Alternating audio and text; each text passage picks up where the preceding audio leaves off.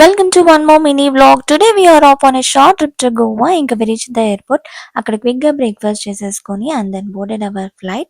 After 1 hour journey, we finally landed in Goa. Next we picked up self-drive car. Then we started to our stay. దారిలో వే అయితే చాలా బ్యూటిఫుల్గా ఉంది and ఈ fruits ఏవో కనిపిస్తే ట్రై చేసాము, చాలా టేస్టీగా ఉంది. ఇంకా finally we reached to our stay, the most by the shore.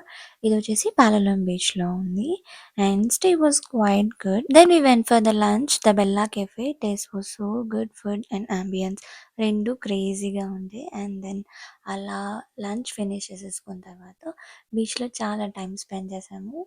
చాలా పీస్ఫుల్గా ప్రశాంతంగా ఉండే చాలా వాక్ అయితే చేశాను నేనైతే. ఆ వేవ్ జోన్కి వాక్ చేసేస్తుంటే అబ్బా ఎంత బాగా అనిపించిందో.